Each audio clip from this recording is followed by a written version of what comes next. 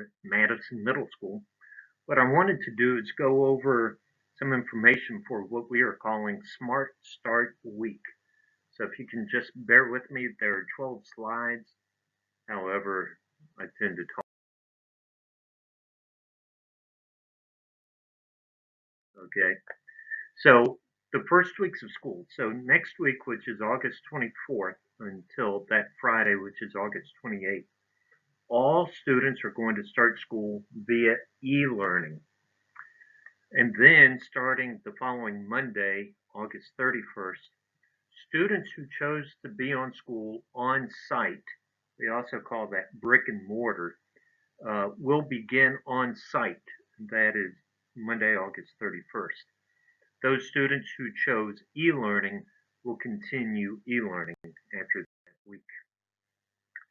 So during that first week of school, what we call Smart Start Week, there are four main objectives.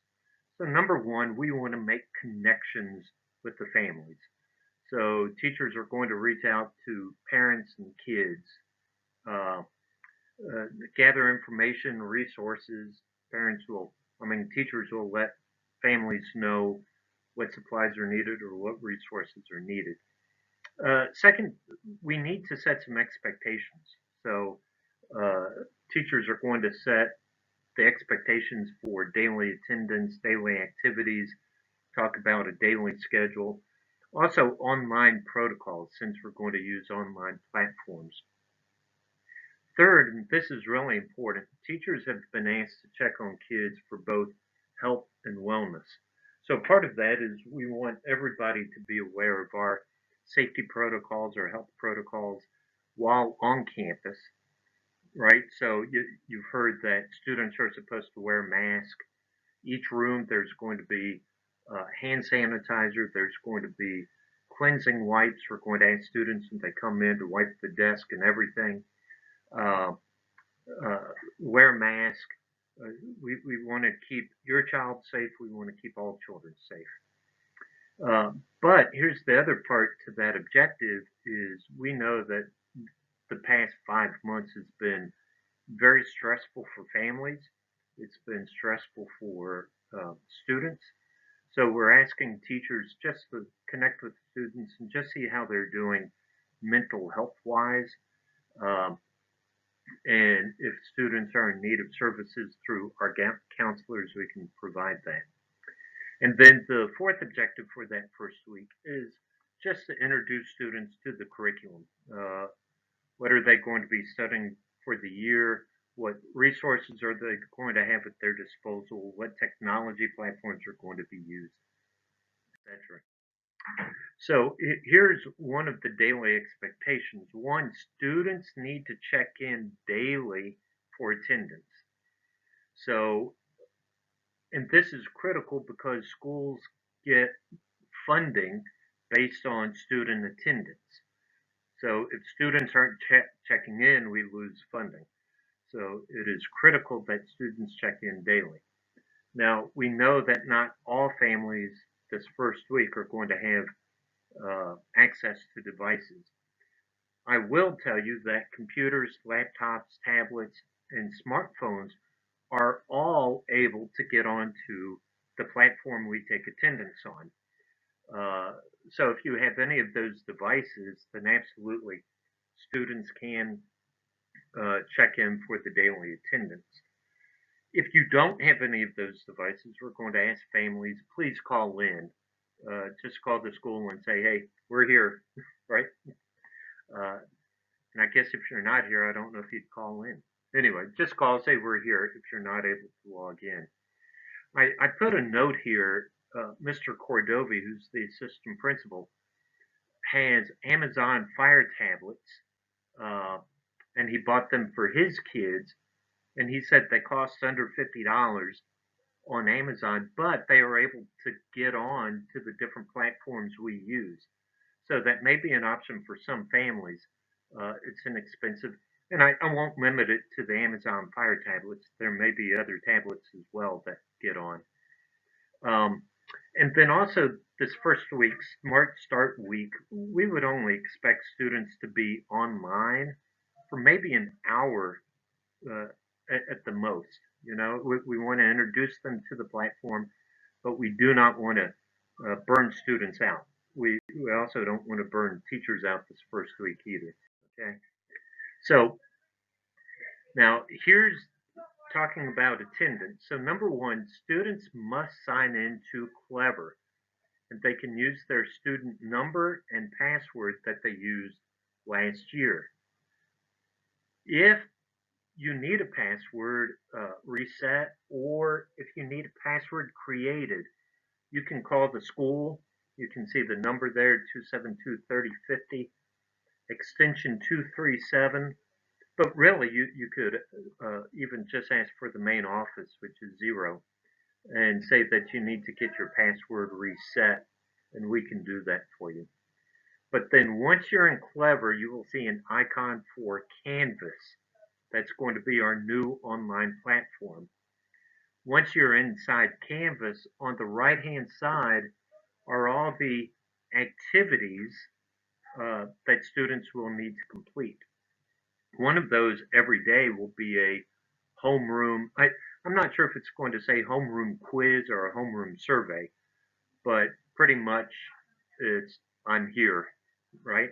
Um, because if you're not there, you couldn't say not here because how could you say that? Anyway, go into the survey, click on here, and that's done.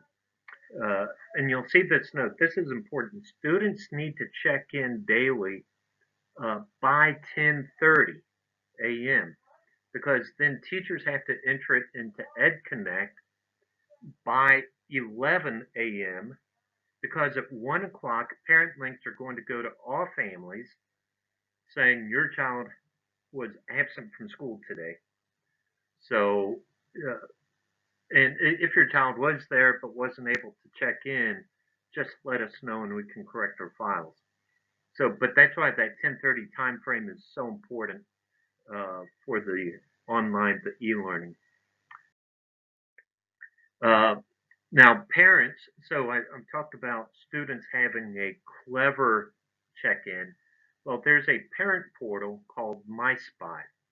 And you can see I put a link here to MySpot, but also check the show notes below. Uh, Below this video, there's some notes, and I'm going to put links not only to different websites, but also different uh, pages, and I'll talk about those in a minute. But parents, you can go into MySpot, register for your account, and you're able to go in and check the progress of your students and see what they're doing. And you can use that as a way to communicate with the teachers as well. If you remember last year we used Edsby. Well, Edsby is going away as the communication platform. It will now be Canvas. We know many families have asked for devices, and we are going to prioritize those families who have selected e-learning. So if you have selected brick and mortar, but asked for a device, unfortunately, we're going to prioritize those who are e-learning. Because if you're brick and mortar, you may not necessarily need a device. Um, Now, at this time, we're still waiting for devices to be delivered to us to distribute. Uh, Now, once those devices come in, we'll call and let you know uh, that you're able to come pick them up. And I put a note here. We are still, so last year we passed out about 220, 230 devices to students for the fourth quarter last year.